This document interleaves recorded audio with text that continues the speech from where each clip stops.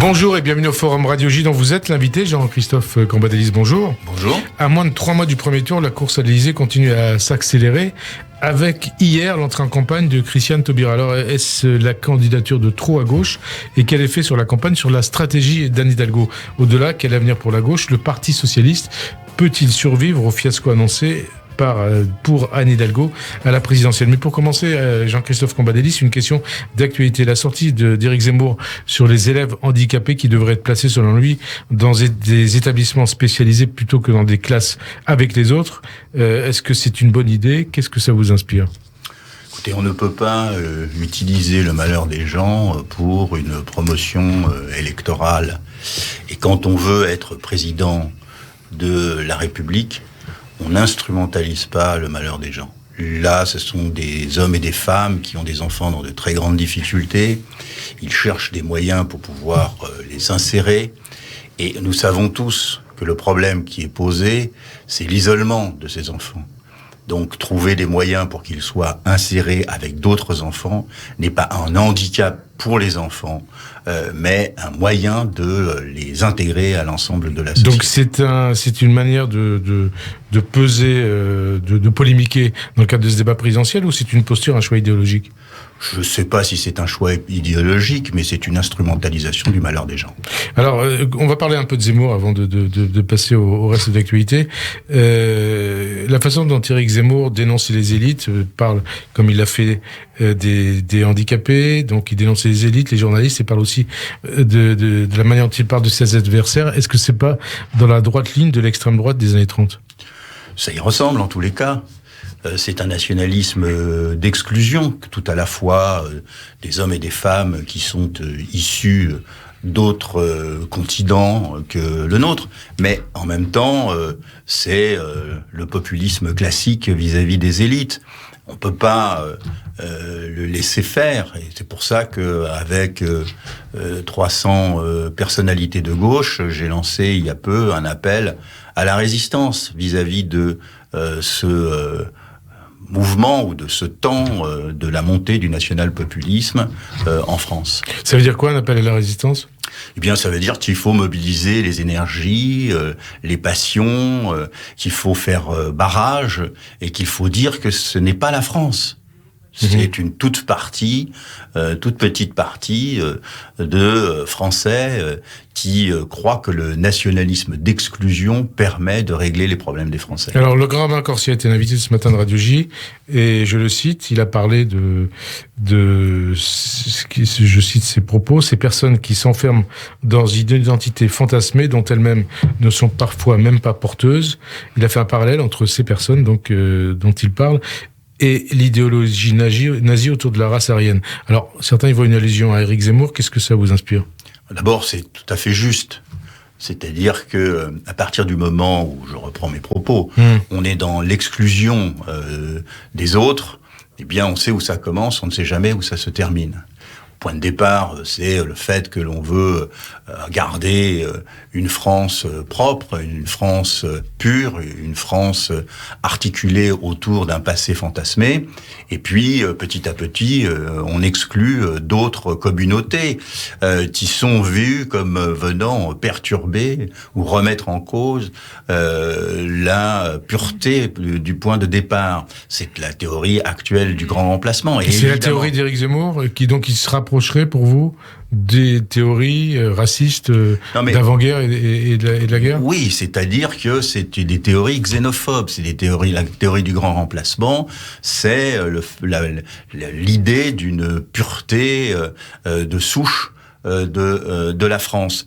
Alors, il faut être prudent parce que c'est quelque chose à la fois ancien et nouveau, car l'idée actuelle, c'est celle d'un souverainisme exclusif, c'est-à-dire qu'on exclut les autres de la souveraineté nationale. Ce n'est pas tout à fait les positions qui étaient développées par les nazis en leur temps.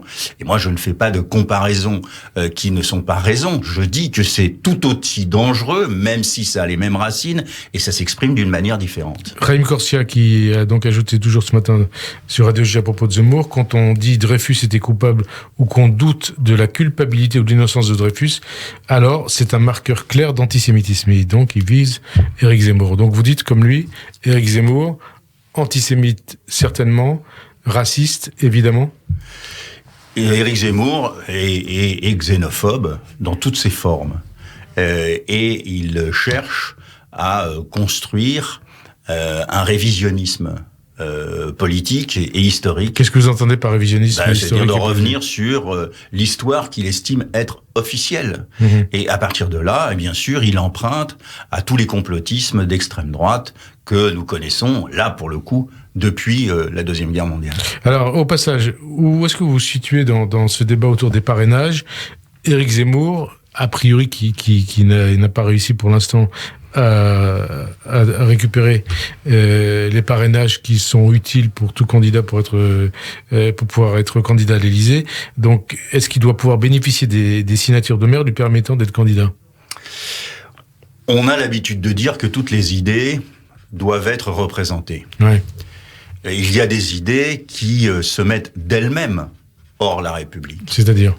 C'est-à-dire qui ne représentent pas ce qui serait nécessaire au bien commun républicain. C'est-à-dire, vous souhaitez qu'il ne puisse pas être candidat ? Je termine mon propos.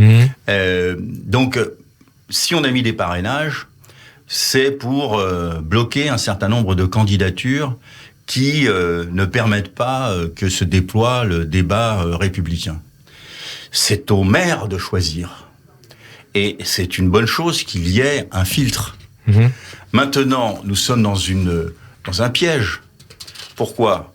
Parce que certains extrémisent leur position et s'offusquent que cela choque les maires. Bien oui, ils extrémisent leur position pour pouvoir faire le buzz, mais cela choque la représentation nationale. Donc, il faut qu'ils se posent la question aussi, c'est que si les maires ne signent pas, c'est qu'ils ont un doute sur la nécessité que ces idées soient représentées. C'était pas la question. Est-ce que vous, qui avez été élu, et qui avait été patron du Parti Socialiste, donc qui contrôlait pas mal d'élus, est-ce que vous considérez que les maires doivent apporter leur parrainage à Éric Zemmour ? Les maires feront ce qu'ils veulent, c'est la loi. Moi, j'ai toujours été partisan d'un parrainage populaire, c'est-à-dire que ce soit des citoyens qui parrainent et pas que ce soit des élus. Maintenant, c'est la loi. Il faut la respecter. Quand ils se sont engagés dans ce combat, ils connaissaient les tenants et les aboutissants. Ils doivent aujourd'hui s'interroger sur le fait que des hommes et des femmes élus n'estiment pas nécessaire de les parrainer. David Lisnard, président de l'Association des maires de France, il a considéré, c'était sur Europe 1 ce matin, que la règle des parrainages n'est plus adaptée. Est-ce qu'il a raison ? Est-ce qu'il faut modifier ? Est-ce qu'il faut réformer cette règle ? C'est un débat récurrent à chaque élection. Et alors ? Je connais ça depuis maintenant 30 ans. Mais est-ce qu'il est temps de réformer, il est toujours temps de réformer, mais à chaque fois on ne le fait pas. Donc dès le lendemain du mois de mars, où les candidatures sont acceptées par le Conseil constitutionnel, on oublie ce débat. Bon, alors il faudra un jour ou l'autre revenir sur le système des parrainages. Alors, le pass vaccinal, autre sujet d'actualité, va donc pouvoir être mis en place après le vote de cet après-midi à l'Assemblée nationale. Et alors, dans ce contexte, il y a cette expulsion du tennisman Novak Djokovic d'Australie et du tournoi de tennis de Melbourne parce qu'il n'était pas vacciné. Est-ce que c'est une bonne chose ?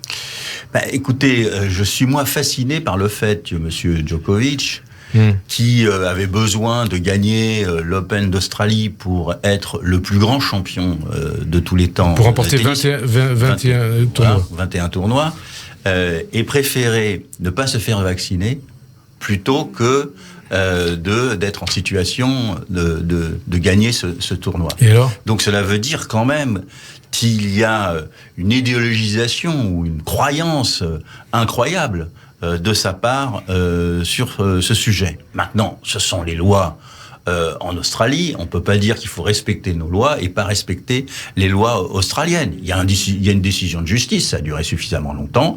Monsieur Djokovic n'est pas au-dessus des lois dans les pays où il va jouer. Et alors, s'il se passe le même problème pour, par exemple, le tournoi de Roland-Garros au printemps prochain ? Bien, il paraît, n'étant pas un spécialiste de la question, qu'à Roland-Garros, il y a une bulle sanitaire, c'est-à-dire que l'on va de l'endroit où on est logé à l'endroit où on doit jouer sans rencontrer personne, et que dans ces conditions-là, il pourrait jouer. Mais si ça contrevient aux lois françaises, évidemment, M. Djokovic ne jouera pas, mais Enfin, pour rentrer en France, il faut qu'il puisse bénéficier d'un pass sanitaire reconnu par les autorités françaises, donc ça peut poser un problème. Ça peut poser un problème, ça posera un problème, et il faudra respecter la loi. Le pass vaccinal, donc voté cet après-midi, vous en êtes satisfait ou pas ? Moi, j'en suis satisfait. Je sais très bien qu'il y a des débats sur son importance et sur le fait que le gouvernement a refusé la vaccination obligatoire. Mais à partir du moment où il refuse la vaccination obligatoire, le pass vaccinal, c'est ce qui s'en rapproche le plus près. Donc vous n'êtes pas sur la position des extrêmes gauche, qui disent que le pass vaccinal, quelque part, ça participe d'une dérive autoritaire du gouvernement. Certains parlent même de la mise en place d'une dictature sanitaire. À partir du moment où j'étais favorable, et depuis très longtemps, à la vaccination obligatoire, je ne peux pas partager ce propos. Oui. Et alors quand le fait d'accentuer la pression sur les non-vaccinés, d'avoir envie, comme l'a dit Emmanuel Macron, d'emmerder les non-vaccinés, est-ce si aberrant que ça dans le contexte de vague Omicron et dans le contexte de ce que vous venez de dire ? Non, il ne faut pas emmerder. Ouais. Il faut prendre des mesures qui permettent d'obtenir l'objectif. Et à partir du moment où vous refusez, pour des raisons électorales, de l'obligation de vacciner, vous êtes contraint d'emmerder les gens. Pourquoi pour des raisons électorales ? Parce qu'au moment où l'obligation de la vaccination s'est trouvée posée, on pensait que les Français auraient été rétifs à la vaccination obligatoire. Et donc le gouvernement n'a pas voulu choisir cette voie. Il a dit que c'était pas praticable, etc. Il n'a pas voulu choisir cette voie. Et donc maintenant, il est devant 4 millions ou 5 millions de Français qui ne sont pas vaccinés. Et donc, il essaye de les emmerder pour les obliger de se vacciner. Et alors, donc, c'est pas une bonne technique, c'est pas à la fois une bonne technique, une bonne stratégie, et puis, franchement, dire qu'on emmerde les Français n'est pas, enfin, des Français, n'exagérons rien, ce n'est pas ce que devrait dire un président de la République. Oui, ça, il faut le dire à François Hollande. Alors, quelle est la plus grande responsabilité dans cet emballement de la situation sanitaire ? Les non-vaccinés ou les leaders politiques comme Florent Philippot ou Nicolas Dupont-Aignan, pour ne citer que ces deux-là, que l'on a vu depuis des mois, de samedi en samedi, manifester contre le vaccin, contre le pass sanitaire, et maintenant désormais contre le pass vaccinal. Qu'est-ce que vous pensez de ces responsables politiques Alors d'abord, la responsabilité, c'est le virus. Il ne faut pas inverser les sujets. Mais après, il y a, en fonction de ce virus, des gens qui ne procèdent pas de l'intérêt commun. Et alors ? Qui ne procèdent pas de ce qui est nécessaire pour un pays ou pour un peuple, et qui ont l'impression, ou qui veulent instrumentaliser eux aussi, le fait que des Français sont inquiets ou des Français refusent pour pouvoir en faire un acte politique. Encore une fois, dans ce morne débat présidentiel, la totalité des instrumentalisations pose un problème. On passe son temps de polémique en polémique et on ne pose pas les problèmes des Français. Mais est-ce que quelque part, derrière l'attitude de ces leaders politiques qui poussent les gens à ne pas se faire vacciner, est-ce qu'il y a la mise en danger de la vie d'autrui ? Il y a en tous les cas une instrumentalisation de la vie d'autrui. C'est-à-dire que on sait scientifiquement aujourd'hui, que la plupart de ceux qui sont hospitalisés et en situation gravissime sont des gens qui n'ont pas été vaccinés. Et donc, on sait cela, mais on estime que c'est attentatoire à une certaine liberté. Eh bien ça, c'est une liberté de conscience. Mais ça, encore une fois, c'est l'utilisation du futur malheur des gens à des fins politiques, et ça, je ne l'accepte pas. Alors, sur la crise sanitaire et sur la gestion de la crise sanitaire et vaccinale, qu'est-ce qui a fonctionné, qu'est-ce qui n'a pas fonctionné ? On peut pas dire que les choses ont fonctionné ou pas fonctionné. C'est-à-dire que cette crise, elle est planétaire. En tous les cas, elle est très vivante et très présente en Europe. Et la plupart des gouvernements ont été confrontés à la même chose et ont fait exactement la même chose, à quelques éléments différents. Donc je vous entends bien, ça veut dire que si un gouvernement socialiste avait été en place, il aurait fait pareil. Il aurait fait pareil, évidemment. Et on ne peut pas dire, regardez comme nous avons été extraordinaires, puisque les autres gouvernements espagnols, italiens, allemands ont fait à peu près la même chose, à peu près dans les mêmes temps. Et donc indépendamment des couleurs politiques. Indépendamment des couleurs politiques. Et on ne peut pas non plus dire, regardez l'horreur de la gestion de la Covid, parce que les autres gouvernements ont été confrontés à la même chose. Le seul élément que l'on peut souligner, c'est qu'il y a eu des retards du point de vue des masques, des retards du point de vue des médicaments, enfin je vais pas y arriver, des tests. Des tests ou autres, des retards du point de vue du nombre de lits. Toutes ces questions sont des questions importantes, mais qui ne traitent pas expressément de la gestion de la Covid. Ça veut dire que le thème et le débat autour de la santé, il doit être très présent, il devra être très présent dans le cadre du débat présidentiel. Oui, parce que le thème au niveau de la santé, c'est tout à la fois de travailler ou d'indiquer que nos chercheurs et nos entreprises doivent être en capacité de trouver des vaccins à l'instant T, et ça n'a pas été le cas. Nous devons nous interroger sur le manque de médecins, d'infirmiers, la situation sanitaire. Là, c'était dû au numerus clausus qui a été réformé. Ça remonte à 40, 50, voire 60 ans. Bien sûr. Donc, il est clair qu'il y a un certain nombre de réformes et que les Français s'inquiètent de la situation de leur service public sanitaire. Et donc, il faudra y répondre. Et chacun doit le faire. Et qu'on a pris des retards et qu'on aurait pu au moins créer les conditions pendant la Covid de réformer cette situation. La gestion de la crise sanitaire et de la campagne vaccinale, c'est un atout ou c'est un boulet pour Emmanuel Macron, qui, a priori, sera candidat d'ici quelques semaines? C'est pour lui un atout dans le sens où les Français, étant inquiets de la situation sanitaire, ont plutôt tendance à vouloir se protéger vis-à-vis de celle-ci. On l'a vu lors des élections régionales et on l'a vu lors des élections municipales. La Covid, c'est le primo sortant. La Covid, c'est le primo sortant, donc ça veut dire que pour la présidentielle, ça peut être pareil, ça sera pareil? Ça peut être pareil, mais il y a d'autres problèmes qui surgissent dans le débat politique. Et on ne sait pas ce qui l'emportera. Moi, mon intuition, c'est que la grande question française est une question sociale. Et c'est à partir de là que les Français jugeront. On va en parler, mais d'abord, la gauche, parce qu'à la vue des sondages, vous dites la Covid, c'est un atout, c'est une primo sortant, mais en tout cas, c'est pas un atout pour la gauche. Comment vous expliquez que la gauche soit à ce point marginalisée dans l'opinion et dans le débat politique? La gauche, elle est datée.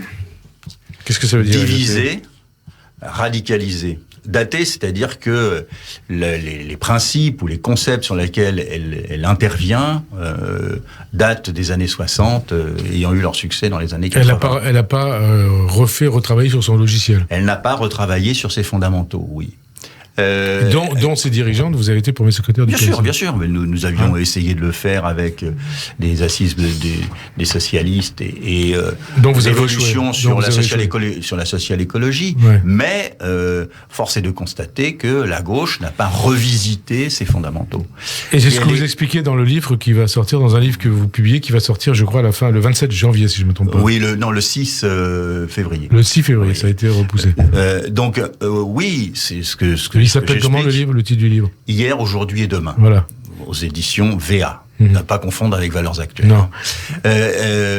Non, ce que j'explique, c'est que elle est datée dans ses propositions. Vous avez une gauche qui ne veut pas, par exemple, aborder les problèmes régaliens, la question de l'identité républicaine ou nationale, la question de l'immigration. Est-ce qu'il faut accueillir ou il faut reconduire? La question de la sécurité. À chaque fois que la gauche entend ces termes-là, elle sursaute et se fâche. Elle n'est pas sur la même position concernant la laïcité aussi. Elle n'est pas sur la même position concernant la laïcité, puisque c'est pour la question donc républicaine. Sur la question sociale, vous savez, la gauche aujourd'hui, elle ne veut pas aborder le régalien, elle ne pose pas la question sociale. Alors, actualité, dans ce contexte de gauche, comment vous dites, marginalisé, divisé, radicalisé, daté, Christiane Taubira a donc officialisé hier sa candidature à l'élection présidentielle. Je suis sûr que vous applaudissez, non? Écoutez, je constate que la primaire populaire, qui était une bonne idée, on va expliquer de quoi il s'agit. La primaire populaire, qui est une bonne idée, est dévoyée dans une campagne de promotion de Madame Taubira. L'objectif de la primaire populaire, c'était qu'il y ait une candidature, si ce n'est unique, tout du moins commune. Or, ceci va déboucher sur une candidature en plus. Donc, Madame Taubira, avec sa candidature, divise un peu plus la gauche, accroît un peu plus la confusion à gauche. Parce qu'il y a aujourd'hui maintenant 7-8 candidats, en comptant les candidats à l'extrême gauche. Hein.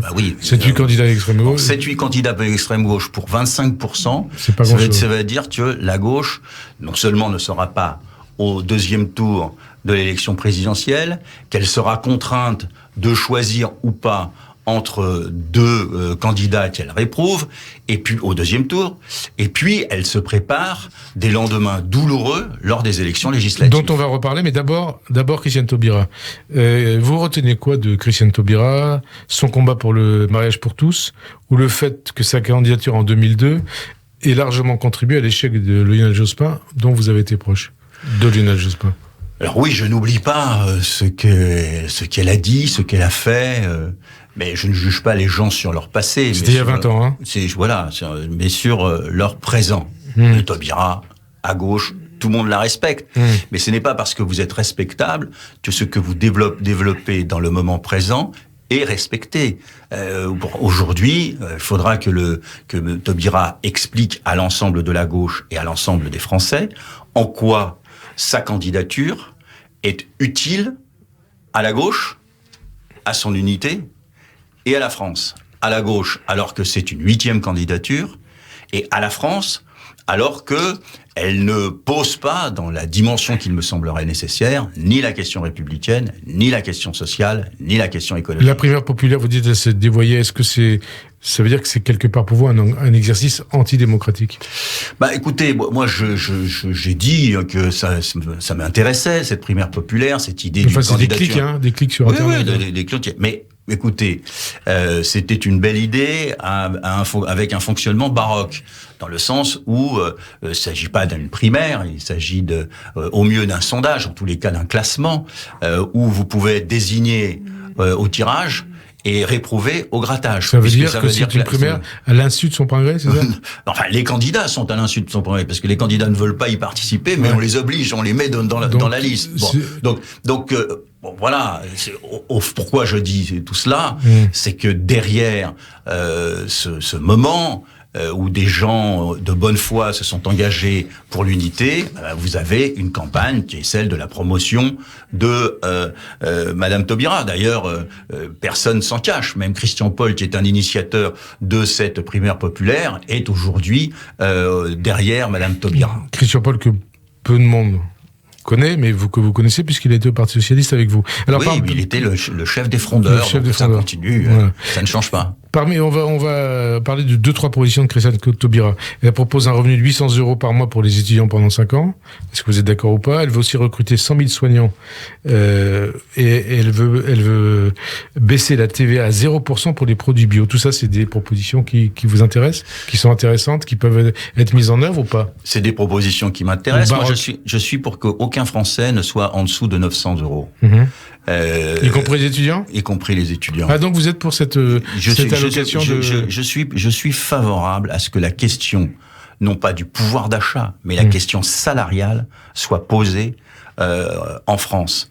C'est une des grandes questions depuis 30 ans où les salaires ont été comprimés. Donc, alors, attendez, toutes les mesures qui vont dans ce sens me semblent positives. Non mais attendez, un étudiant, il travaille pas, il fait des études, c'est l'État qui lui finance ses études. Est-ce que en plus, il faut lui donner, vous dites, Christiane Taubira disait 800 €, vous dites 900 € par mois à un étudiant pour qu'il étudie? Je dis qu'il faut que l'ensemble des Français puissent au minimum avoir 900 € par mois. Donc y compris les étudiants? Y compris les étudiants. Les étudiants, après, c'est pas une sous-classe, donc ils ont le droit d'avoir autant que les autres Français qui sont dans les difficultés. Et ça coûte, je crois, si je me trompe pas, peut-être je me trompe, c'est quelques dizaines de milliards d'euros. Oui, et c'est moins que l'exonération que l'on fait pour les entreprises. Donc on peut le faire. Hein, quand on a inventé le quoi qu'il en coûte, on sait qu'on peut le faire aujourd'hui. Et je crois qu'il est nécessaire de faire un effort considérable en direction des salaires des Français. Donc là-dessus, vous êtes d'accord avec Christiane Taubira, 800 euros, 900 euros. Je suis d'accord avec tous ceux, mais je remarque d'ailleurs c'est ce que voulait faire Benoît Hamon quand il était candidat. Non, il parlait pas de cela. Je remarque d'ailleurs qu'il n'y a pas que Christiane Taubira. Donc ce sera un débat de la présidentielle. Mais Anne Hidalgo fait aussi des propositions dans ce sens, Jean-Luc Mélenchon fait des propositions dans ce sens, et Jadot fait des propositions dans ce sens. C'est-à-dire que la gauche pourrait s'unir sur la nécessité des salaires. On va parler de ça. Et Christiane Taubira, j'ai oublié de vous poser une question aussi à ce sujet. Elle a refusé de se prononcer sur le pass sanitaire, puis sur le pass vaccinal. Elle a même refusé d'encourager les Guyanais, puisqu'elle est élue de Guyane, à se vacciner, à se faire vacciner. Qu'est-ce que ça vous inspire? C'est que c'est son point faible. Son point faible, mais on peut être candidate à la présidentielle en ayant avancé de telles propositions? La preuve que oui, puisqu'elle est candidate. Ouais. Mais elle sera constamment rattrapée par cette prise de position qui ne permet pas de dire que l'on va défendre l'intérêt commun. Christiane Taubira, elle est donc soutenue par le Parti radical de gauche, qui est d'ailleurs un allié historique du Parti socialiste. D'abord, qu'est-ce que ça vous inspire que le Parti radical de gauche présente une candidate contre Anne Hidalgo? Ensuite, le président du PRG, qui s'appelle Guillaume Lacroix, pour ceux qui ne le connaissent pas, affirme que Christiane Taubira disposera sans aucun problème des 500 parrainages lui permettant d'être candidate. Est-ce que vous y croyez? Alors, deux choses. Un, ce n'est pas la première fois que le Parti radical présente un candidat à l'élection présidentielle sous la Ve République et contre le Parti socialiste. Ça existait, même en 1980, ça existait. Mais c'est rare. Mais c'est pas la majorité de ces prises de position, mais cela existe. Mais il faut s'intéresser au fond. Je veux dire, le Parti radical est un parti laïque, est un parti qui, sur cette question-là, est intransigeant. Et donc, j'attends la justification de mon ami Lacroix sur les prises de position de Madame Taubira lors du voile à l'école. Qui sont ambiguës. Non, ils sont ambigus. Non. À l'époque, j'étais un des orateurs du Parti socialiste sur ce sujet, contre le voile dans l'école, et Madame Taubira disait c'est une résurgence coloniale. Mais donc, est-ce que Monsieur le patron du Parti radical cautionne Monsieur Lacroix, est-ce que Monsieur Lacroix cautionne cette formule? Pour ça, c'est pas pour embêter les uns et les autres, mais c'est pour dire qu'il faut un peu de cohérence dans sa prise de position. Alors, cohérence, justement, dans ce contexte, Anne Hidalgo, qui est sous la barre des 5% dans les sondages, peut-elle vraiment aller jusqu'au bout de cette candidature à l'Élysée, ou doit-elle abandonner? Pourquoi? Pour sauver au moins financièrement le Parti socialiste. Mais le Parti socialiste n'est pas dans la difficulté financière, puisque l'argent, il l'a. Il n'a pas fait d'emprunt. Il a... il n'y a pas un siège du Parti socialiste en jeu? Le siège du Parti socialiste, malheureusement, Solferino a été déjà vendu. Non, mais l'autre, il ne faudra pas hypothéquer le siège. L'autre, il est là, donc il y a de quoi faire, si je puis dire. Non, mais il faudra hypothéquer le siège pour pouvoir financer. Mais c'est pas pour des raisons financières. C'est pas pour des raisons financières. Je pense que aujourd'hui, il faut affirmer dans le débat politique un courant de gauche réaliste, responsable, social-démocrate, dit-on, parce que c'est le seul qui peut répondre à ces trois questions. Qu'est-ce que l'on fait de la République? Comment on pose la question sociale? Et comment on organise la transition écologique? C'est ce que Anne Hidalgo ne fait pas suffisamment, ne fait pas du tout? Non, elle le fait, c'est dit dans ses discours. Mais c'est pas entendu. Mais il faut le faire, contre vents et marées, quoi qu'il en coûte. Pourquoi? Parce que demain, quel que soit le résultat de l'élection présidentielle, et j'espère qu'il sera bon pour les socialistes, demain, laissez-moi terminer, demain, vous savez parfaitement qu'il faudra recomposer, reconstituer, reconstruire, redéfinir la gauche. Et elle ne pourra le faire qu'à partir d'un socle responsable. C'est quoi un socle responsable? C'est-à-dire à partir de gens, d'hommes et de femmes qui estiment qu'il faut une réponse social-démocrate aux crises qui assaillent les Français. Et les sondages? Quand vous voyez les derniers sondages, c'est 3, 4%, 3,5% pour Anne Hidalgo? Vous savez, les sondages... Non. Laissez-moi terminer. Moi, depuis que j'ai vu que nos sondeurs étaient incapables de mesurer l'abstention. Or, pour moi, l'abstention est une abstention de gauche aujourd'hui, car la droite est hyper mobilisée. Donc c'est à gauche qu'il y a l'abstention. Et si les gens ne votent pas, pour l'instant, c'est qu'ils ne sont pas contents de l'offre politique, vraisemblablement à cause de... Alors il y a une candidate de plus, peut-être voter pour elle. Laissez-moi terminer. Et donc, je pense qu'ils se détermineront à la fin. Les sondeurs ne savent pas mesurer l'abstention. Et c'est ce qui les a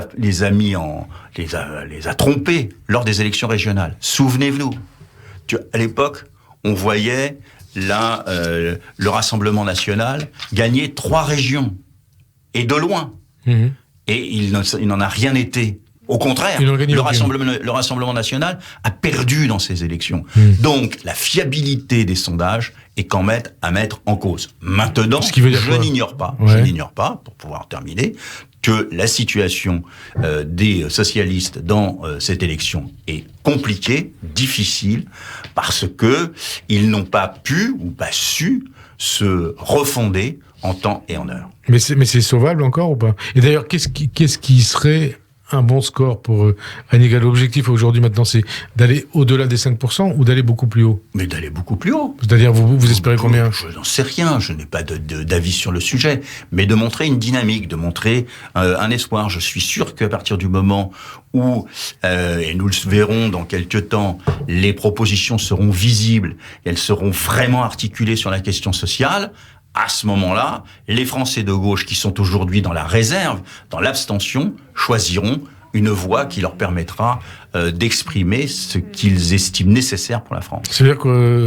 quelles devraient être les propositions sociales que Anne Hidalgo pourrait présenter ou pourrait représenter aux Français? Parce que régulièrement, elle relance sa campagne.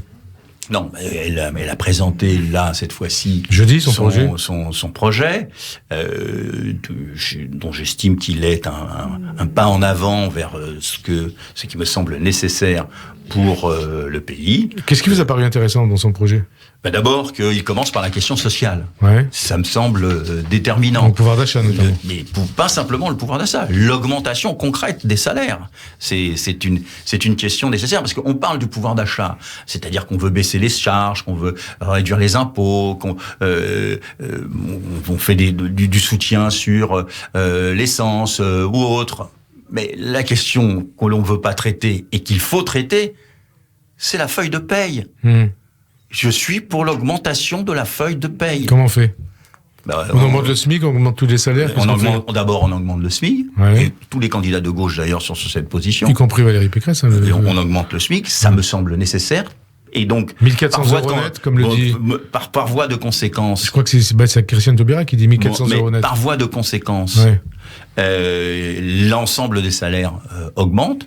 On augmente le point d'indice dans la fonction publique, ça me semble nécessaire. Ce qui n'a pas été fait sous François Hollande. Mais ça n'a pas été fait sous François Hollande, et bien avant, évidemment. Ce qui a été fait... Donc on augmente aujourd'hui le point d'indice de la fonction publique, et pour les Français qui sont dans la difficulté, qui sont en dessous des minima sociaux, on fixe une limite.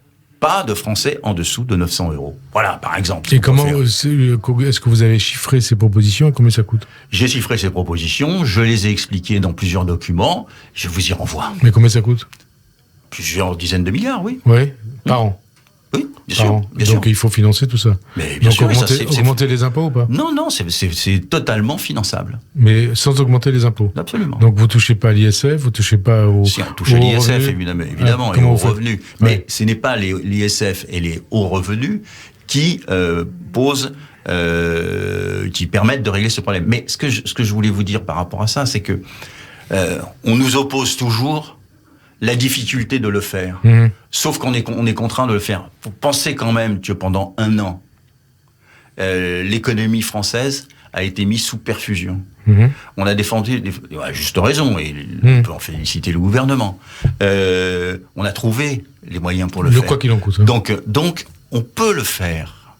D'autant que la théorie ou l'orientation de nos amis allemands a changé et qu'ils sont aujourd'hui plutôt proches de l'idée qu'il faut desserrer les contraintes puisqu'il a été budgétaires. décidé d'augmenter le SMIC de 25%, il me semble, d'après ce que... Bon.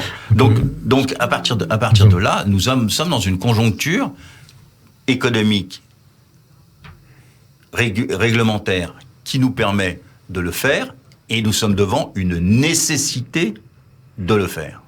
Vous sentez assez de souffle dans la campagne d'Anne Hidalgo, chez Anne Hidalgo, pour pouvoir développer tous ces projets, et puis pouvoir mobiliser les gens et les électeurs ? Écoutez, franchement, j'ai des désaccords, et j'ai eu des désaccords, en particulier sur la primaire, puisque j'y étais favorable au Parti Socialiste, tellement favorable que je voulais y participer. Mais d'ailleurs, j'ai oublié de vous poser une question tout à l'heure. Anne Hidalgo était contre la primaire au sein du PS, bien sûr, contre des débats avec les autres candidats, et c'est elle qui a lancé l'idée de la primaire qui se termine en queue de poisson. Non, mais elle dit qu'elle a changé d'idée. Donc elle a été courageuse, elle a été devant les Français dans une émission de télévision le soir à 20h, et elle a dit j'ai changé d'avis. Bon, on a le droit de changer d'avis en politique, c'est plutôt une qualité pour un homme politique de prendre en compte la réalité telle qu'elle vient. Donc moi j'ai eu des désaccords là-dessus, mais je peux constater aujourd'hui que face à ce passage à tabac médiatique d'Anne Hidalgo, elle est courageuse. On est injuste avec elle ? Totalement. Puis d'ailleurs, je vois pas pourquoi cet acharnement. Elle serait à 17%. Je pourrais, de mon divan, comprendre les prises de position et l'acharnement, les éditoriaux, les unes des journaux. On est plus sévère aujourd'hui avec Anne Hidalgo qu'avec Zemmour. Ah, vous trouvez ? Il y a quand même un souci. Et comment vous l'expliquez alors ? Parce que c'est une femme ? Ou parce qu'elle est socialiste ? Il y a sûrement beaucoup de choses. Il y a la dimension femme, il y a la dimension maire de Paris, et les embouteillages de Paris ne sont pas pour rien dans la lecture de nos élites de Anne Hidalgo. Mais 95% des Français ou 97% des Français ou plus même ne vivent pas à Paris. Mais bien sûr. Et deuxièmement, il y a le double effet. Il y a l'effet des Parisiens qui sont confrontés à ces difficultés, et il y a l'attitude des Français vis-à-vis de cette dernière. Et puis, je pense que derrière, il y a l'envie de voir la social-démocratie, le socialisme, tel qu'il a existé depuis 30 ans, débarrasser le plancher pour permettre à des formes beaucoup plus radicales d'exister et faire en sorte que la gauche ne pèse plus sur les débats politiques comme elle a pesé auparavant, parce qu'on estime que ce qu'elle développe, par exemple la question des salaires, est un handicap à la compétitivité de nos entreprises. Puisque vous prenez la défense d'Anne Hidalgo, mais quelque part, qu'est-ce qui ne prend pas, qu'est-ce qui n'a pas pris chez elle ? Est-ce que c'est sa personnalité ou est-ce que c'est son programme ? Son programme, on peut pas dire, puisqu'il vient d'être présenté. Elle en a parlé quand même depuis le lancement de sa campagne. Vous savez, donc c'est elle qui va pas ? Non, mais moi, j'ai dit, je vous le redis, que j'ai des désaccords. J'avais des désaccords, j'en ai toujours. Mais je ne participe pas de ce passage à tabac médiatique. Passage à tabac médiatique. Olivier Faure, est-ce que il a joué son rôle ou pas ? Est-ce qu'il a les moyens, en tant que premier secrétaire du PS, de rétablir la situation ? Aujourd'hui, il est dans la situation de tous les premiers secrétaires lorsqu'il y a une campagne présidentielle. Ce n'est pas lui qui est au centre du jeu, même si il a sa part de responsabilité, comme nous l'avons tous. Mais aujourd'hui, il n'a pas la possibilité de décider que Anne Hidalgo ne serait pas candidate, puisque c'est ça votre question, au fond. Aujourd'hui, son rôle doit être, à mon avis, celui de défendre cette candidature, de défendre les socialistes, de préconiser l'union et de faire en sorte que personne ne puisse mettre à mal, à travers ces élections, ce qui reste du Parti socialiste. Et d'ailleurs, c'est lié à la question précédente. Est-ce que le PS n'est pas à la veille d'un accident industriel, c'est-à-dire à la fois politique et financier ? Ça nous renvoie à votre réponse il y a quelques instants. Écoutez, je pense que l'accident industriel, il est arrivé. Déjà. En 2017. Nous étions à 6%. et nous avons eu un groupe parlementaire réduit à une poignée. Si nous nous sommes rétablis dans les élections municipales et dans les élections régionales, nous n'avons pas encore trouvé notre centralité dans le débat politique français. Donc politique, accident industriel politique et financier. Ça a déjà commencé, puisque nous avons dû vendre Solferino et réduire de 50% l'ensemble de nos permanents. Donc ne disons pas. Ça peut aller au-delà de ça ou pas? Mais nous sommes toujours dans les conséquences de ce résultat, de cette crise, de cette débâcle de 2017. La faute à qui? À François Hollande, au premier secrétaire du PS de l'époque, Jean-Christophe Cambadélis? Nous portions tous la responsabilité. Ouais. La faute à Manuel Valls, la faute aux frondeurs, la faute aux grands élus qui ne se sont pas impliqués, la faute à l'ensemble des socialistes qui se sont reposés sur leur laurier et qui n'ont pas pensé qu'il fallait reconstruire une offre politique qui corresponde à notre époque. Vous avez évoqué tout à l'heure, entre lignes, un éventuel vote utile d'une partie de la gauche. Est-ce que vous croyez que ça peut se produire, un vote utile dès le premier tour d'électeurs de gauche en faveur d'Emmanuel Macron? Moi, je demande à la gauche de se tourner vers les Français. Je demande à la gauche de prendre en compte l'abstentionnisme de gauche. Je demande à la gauche de répondre aux problèmes des Français, qui sont tout autant des problèmes régaliens que des problèmes sociaux. Je demande à la gauche de se tourner vers la France. Non, mais la question, c'était pas ça. Est-ce que vous sentez autour de vous, vous connaissez pas mal de monde, qu'il peut y avoir un vote utile en faveur d'Emmanuel Macron dès le premier tour? C'est possible, mais c'est plus complexe que ça. C'est possible. C'est possible.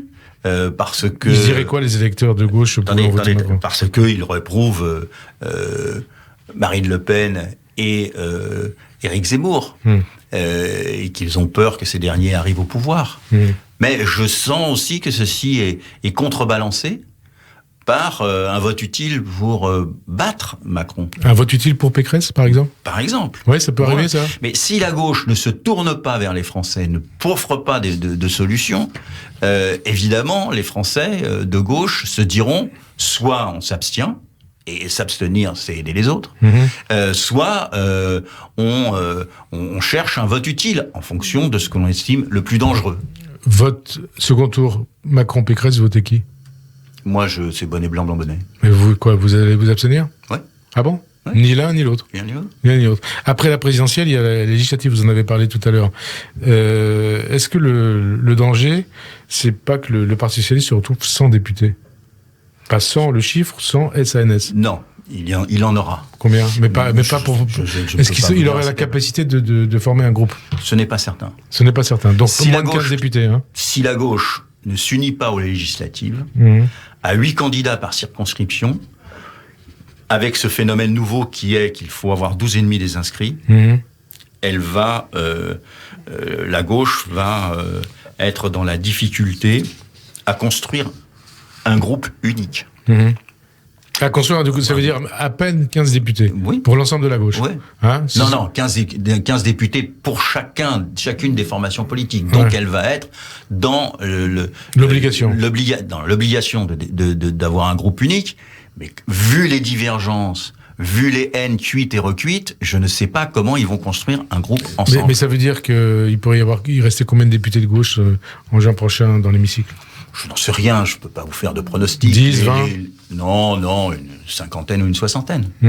Et pour le Parti Socialiste, ça peut être moins de 5. Le Parti Socialiste sera la part la plus importante des députés de gauche, c'est certain. Parce que le débat que nous voyons au niveau national ne se reproduira pas vis-à-vis du Parti Socialiste de la même façon aux élections législatives. Mais la division continuera à être là, et évidemment, le Parti Socialiste en pâtira. Donc, on arrive à la fin de cette émission, et d'après ce que vous dites, vous déclarez, d'après vos analyses, on a l'impression que Bernard-Henri Lévy avait raison dès 2007, quand il parlait de la gauche et du Parti Socialiste comme un grand cadavre à la renverse. Ce qui ne nous a pas empêché de gagner les élections présidentielles avec... Puisque c'est 2007, 5 ans après, ça a été gagné. Ça a été gagné. Moi, je pense que il faut refonder la gauche.